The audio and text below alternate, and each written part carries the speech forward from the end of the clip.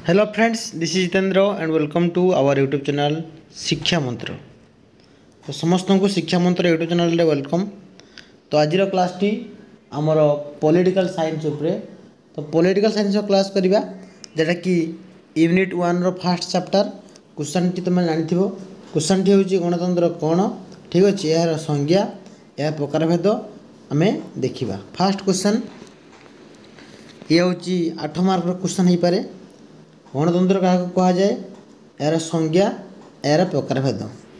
गणतंत्र कौन, यार संज्ञा और प्रकारभेद आलोचना कर। तो गणतंत्र आम क्या कह जेनेली देखो पाने ये पूरा क्लीयर कट नोट लिखाई मुझे पढ़ीदे टे क्लीयर न देखादेले भी मुझे कहीदे। गणतंत्र शब्दटी ग्रीक शब्द है जेटा आम कहे डेमोक्रेसी है, जहाँ डेमोस और क्राटस बा क्रासिया लिखी मु डेमोस डेमोस बा क्राटस बा ताको हम कहे क्रासिया। क्रासिया स्पेलिंग एक्चुअली KRATIA भी लिखाई आउ क्राटस CRATOS भी लिखाई। ए दुटा सेम वर्ड। आ गोटे हूँ डेमोस। तो डेमोस और क्राटस नामक दुईटा शब्द राशि अच्छी। डेमोस अर्थ हूँ लोक जेनेल आम जनसाधारण, और क्राटस क्राटस अर्थ हूँ क्षमता। तेणु गणतंत्र अर्थ हूँ लोक मान शासन क्षमता से कथा लिखाई। जहाँ डेमोस और क्राटस नामक ओके दुईटी इंग्राजी प्रतिशब्द आसी अच्छी। डेमोस अर्थ हूँ गण बा लोक, क्राटस बा क्रासियार अर्थ हूँ कौन क्षमता। तेणु गणतंत्र अर्थ होउछि लोक मानकर क्षमता बा लोक मानकर शासन क्षमता। तेणु गणतंत्र बा सरकार ये जो गणतंत्र सरकार कौन हुए ना, गणतंत्र एक सरकार बा शासन व्यवस्था जो लोक माने बा जनसाधारण माने कौन होती ना सर्वोच्च क्षमतार अधिकारी अटंती। गणतंत्र रे जनसाधारण माने कौन होती सर्वोच्च क्षमतार अधिकारी अटंती। सेमाने हूँ सुप्रीम पावर, ताको सुप्रीम पावर दिखाई से सर्वोच्च क्षमतार अधिकारी। आउ कौन होती ना गणतंत्र देश रे बा गणतंत्र व्यवस्था रे जो शासन व्यवस्थाटा जो आमर जो शासन हम सरकार चलो लोक मैंने शासित हेबे से कौन हुए ना लोक मानकर जो भूमिका अच्छी यथेष्ट भाव में अधिक थाए। एवं सरकार सब जनमत बा गणमत बा प्लेबिसाइट पाखे कौन हुए ना हो प्रतिष्ठित बा उत्तरदायी रुहे है। यार 6टा आधार अच्छी, 6टा स्टेप अच्छी, 6टा वे अच्छी। गोटे आईन, स्वतंत्रता है, अधिकार, समानता, न्याय आउ भ्रातृभाव। यार माने हूँ गणतंत्र आईन माध्यम कार्यकारी हुए। गणतंत्र स्वतंत्रता देखा जाए जोटा आम कहे जोटा आम कहे समानता एवं न्याय।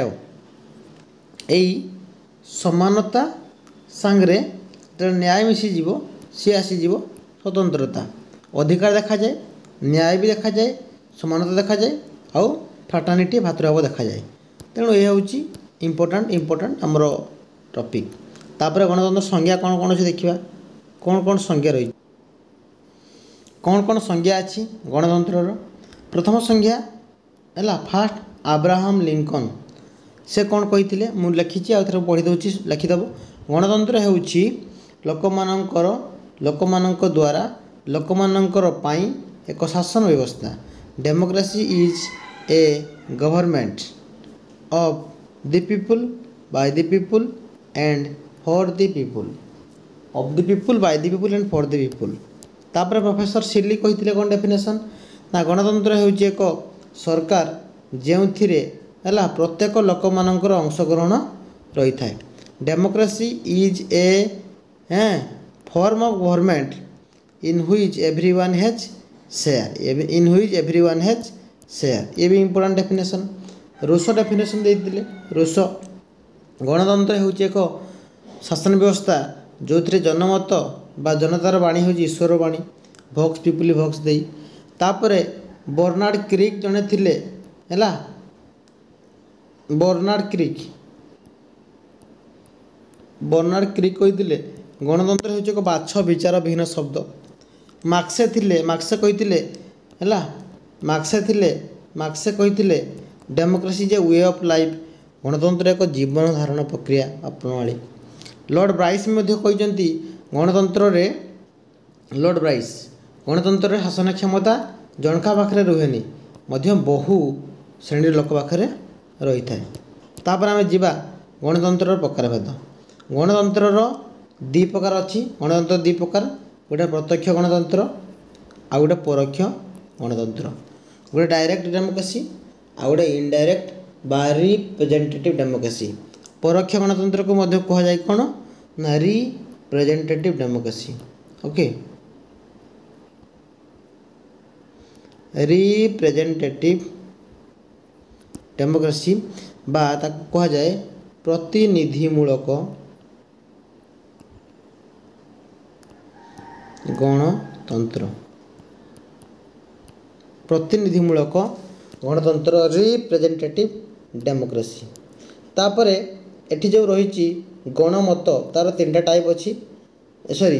ପ୍ରତ୍ୟକ୍ଷ ଗଣତନ୍ତ୍ରରେ ତିନି ପ୍ରକାର ଲକ୍ଷଣ ଅଛି।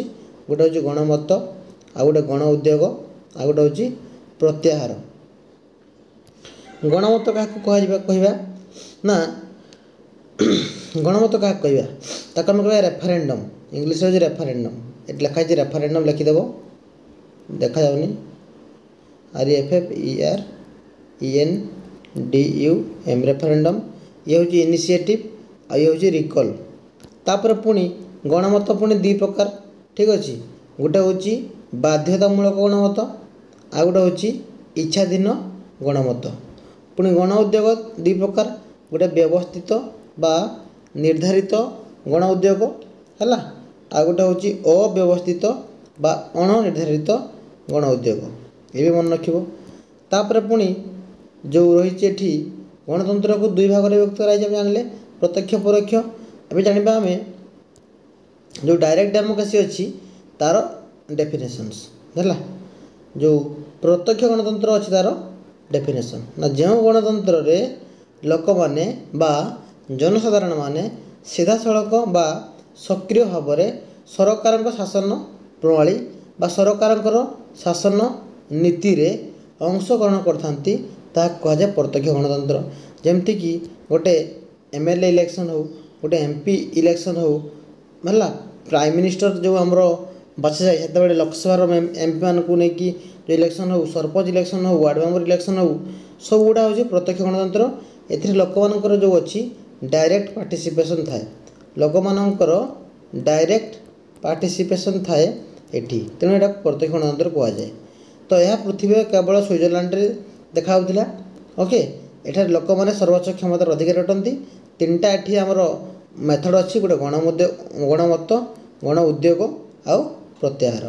ତ ଗଣମତ ଆମେ କାହାକୁ କହିବା, କହିଦେଖି। ଗଣମତ ହେଉଛି ଲୋକମାନଙ୍କର ମତ ନିଆଯିବ। ଯେତେବେଳେ ବିଲ୍ଟା ପାସ୍ ହେବ, ଦଲିଲଟା ପାସ୍ ହେବ, ଲୋକମାନଙ୍କ ମତ ନିଆଯିବ। ତେଣୁ ଗଣମତ ଆମେ କାହାକୁ କହିବା ନା ବ୍ୟବସ୍ଥାପିକା ଦ୍ୱାରା, ଯେଉଁ ଆମର ବ୍ୟବସ୍ଥାପିକା ଅଛନ୍ତି, କାର୍ଯ୍ୟପାଳିକା ଅଛନ୍ତି, ନ୍ୟାୟପାଳିକା ଅଛି। ବ୍ୟବସ୍ଥାପିକା କାମ ହେଉଛି ଆଇନ ତିଆରି କରିବା।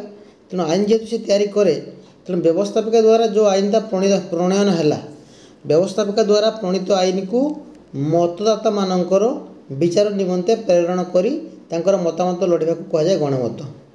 ଆଉ ଏଇ ଗଣମତ ପ୍ରକ୍ରିୟାରେ କ'ଣ ହୁଏ, ଯେଉଁ ବ୍ୟବସ୍ଥାପିକା ଯେଉଁ ଆଇନ ବା ଦଲିଲଟା ତିଆରି କରିବ, ସେ ଲୋକମାନଙ୍କ ପାଖକୁ ପଠାଇବ। ଲୋକମାନଙ୍କ ପାଖକୁ ପଠାଇଲା ପରେ ଯଦି ଲୋକମାନେ ସେଠି ତାଙ୍କର କ'ଣ ସ୍ୱୀକୃତି ପ୍ରାପ୍ତ ନ ହୁଏ, ତେବେ ସେ ଦଲିଲଟି ପୁଣି ଫେରିଆସିବ କାହା ପାଖକୁ ନା ବ୍ୟବସ୍ଥାପିକା ପାଖକୁ। ପୁଣି ତାକୁ ଚେଞ୍ଜ କରିସାରିଲା ପରେ ପୁଣି ସେହି ଦଲିଲ ରାଷ୍ଟ୍ର ମୁଖ୍ୟ ପାଖକୁ ପଠାଯିବ। ପଠାଇ ସାରିଲା ପରେ ସେଠାରେ ସ୍ୱୀକୃତି ପାଇଲା ପରେ ସେ ଆଇନରେ ପରିଣତ ହେବ। ତ ଏଇଟା ହେଉଛି ଦୁଇ ପ୍ରକାର ହୋଇପାରେ, ଏଇଟା ବାଧ୍ୟତାମୂଳକ ହୋଇପାରେ ଆଉ ଇଚ୍ଛାଧୀନ ହୋଇପାରେ। ଠିକ୍ ସେମିତି ଗଣ ଉଦ୍ୟୋଗ ଆମେ କାହାକୁ କହିବା, ଗଣ ଉଦ୍ୟୋଗ କାହାକୁ କହିବା ନା ଗଣ ଉଦ୍ୟୋଗ ମାନେ ହେଉଛି ଲୋକମାନଙ୍କର ଚେଷ୍ଟା, ଗୋଟେ ଇନିସିଏଟିଭ୍ ନିଆଯିବ। ତ ଏଠି ଯେତେବେଳେ ନିର୍ଦ୍ଦିଷ୍ଟ ସଂଖ୍ୟକ ମତଦାତା କୌଣସି ବିଷୟ ଉପରେ ଆଇନ ତିଆରି କରିବା ନିମନ୍ତେ ନିଜ ଆଡ଼ୁ ବ୍ୟବସ୍ଥାପିକାକୁ ପ୍ରସ୍ତାବ ଦେଇଥାନ୍ତି। ଏଠି ବ୍ୟବସ୍ଥାପିକାକୁ ଲୋକମାନେ ପ୍ରସ୍ତାବ ଦେବେ ଗୋଟେ ଆଇନ ତିଆରି କରିବା ପାଇଁ। तेणु जितेबाला निर्दिष्ट संख्यक मतदाता कौन विषय आईन तैयारी करने हाँ आईन तैयारी करने निमंते निज आड़ू प्रस्ताव दियंती व्यवस्थापिका को आम कहवा गण उद्योग।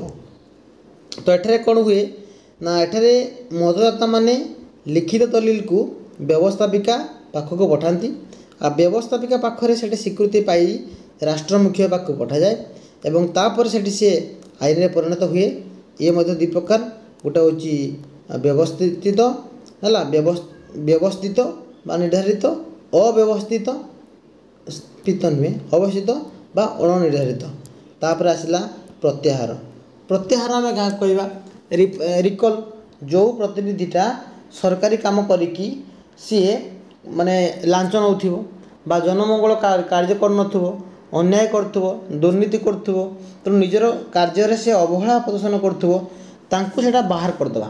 तेणु जो प्रतिनिधि निजर कार्य अवहेला प्रदर्शन करती से ही प्रतिनिधि को बाहर करी नूतन प्रतिनिधि नियुक्ति देवा प्रक्रिया को कह जाए प्रत्याहार। तो एठी आसला नेक्स्ट आ गोटे आसला परोक्ष गणतंत्र।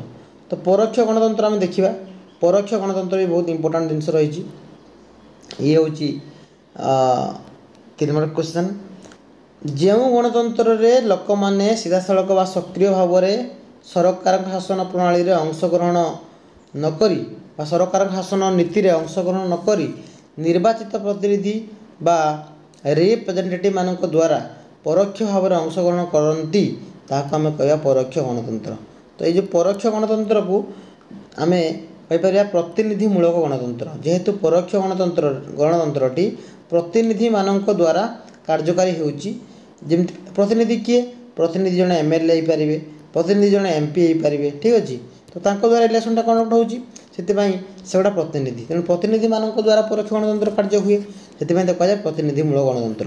एग्जाम्पल है राज्यसभार एमपी प्रेसिडेंट भाइस प्रेसिडेंट एम सब होती परोक्ष गणतंत्र भितर जाऊँच।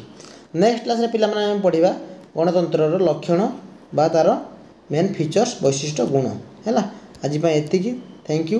यदि क्लास भल लगी समस्त को शेयर कर एवं लाइक कर एवं निहाती भाव में समस्ते सब्सक्राइब कर दियो